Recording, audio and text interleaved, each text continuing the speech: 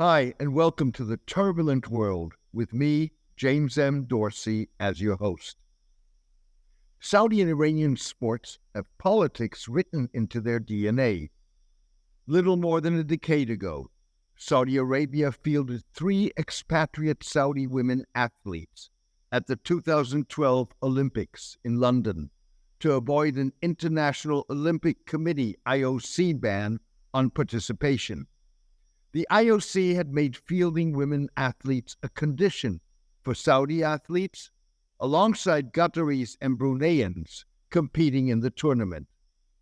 At the time, Saudi Arabia, Qatar, and Brunei were 3 countries that had never included women in their Olympic teams.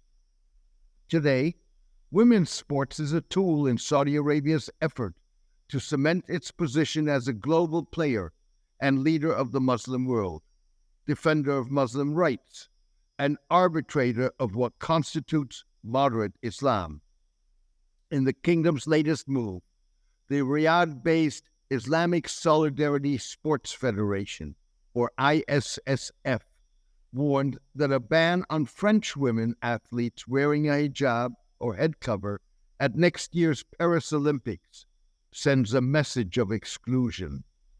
The Federation groups representatives of 39 Muslim-majority National Olympic Committees and governmental youth and sports organizations.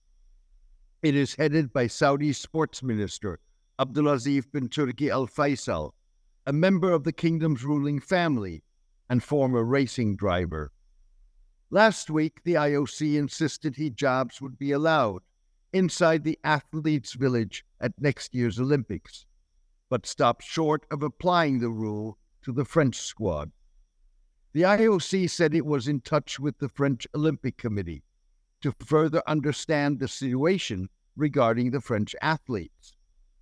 Earlier, Sports Minister Oudea-Castera told France 3 television that no French delegation member would be allowed to wear the hijab to support France's strict secularism.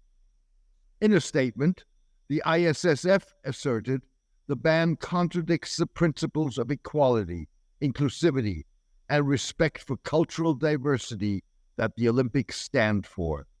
The hijab is an aspect of many Muslim women's identity and should be respected. The ISF said this ban not only infringes upon the religious freedom of French Muslim athletes, but could also deny them the opportunity to participate in the Olympics, representing their country and inspiring others. The Olympic ban follows the August banning of the abaya, or women's whole body cover, in French schools.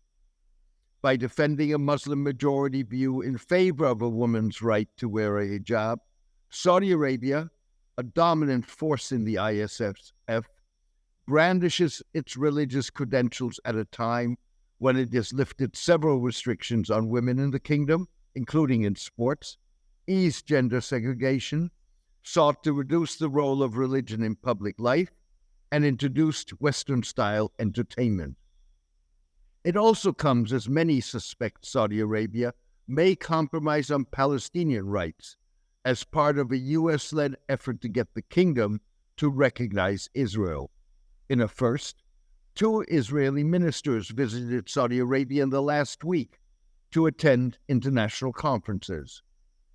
Politics also loomed large when Saudi club Al-Ittihad FC refused this week to play an Asian Champions League match in Isfahan against Iran's Sepahan because of busts of controversial assassinated Iranian military commander Qasem Soleimani at the entrance to the pitch.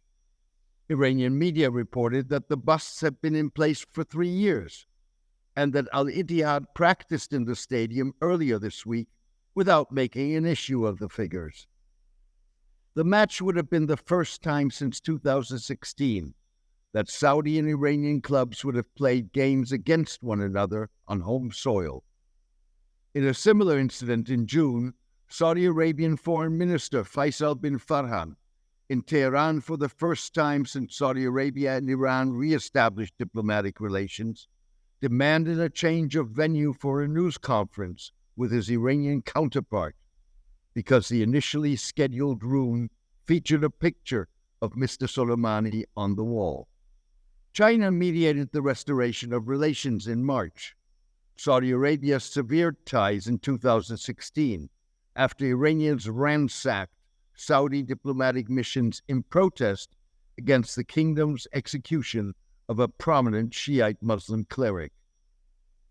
Mr. Soleimani was killed near Baghdad airport in a United States drone strike in January 2020. Saudi Arabia had designated Mr. Soleimani and his Al-Quds Brigade, the Islamic Revolutionary Guard Corps, IRGC unit, operating outside Iran as terrorists. Iranian authorities celebrate Mr. Soleimani as a national hero. Saudi Arabia asserts the brigade and Mr. Soleimani were involved in Iranian attacks on Gulf shipping and Saudi oil installations, and support Yemen's Houthi rebels and Shiite Muslim militias in Lebanon, Syria, and Iraq. Some 60,000 spectators waited in vain this week in the Naghsh-e Stadium as Al-Ittihad refused to leave the dressing room if the statues of Mr. Soleimani remained in place.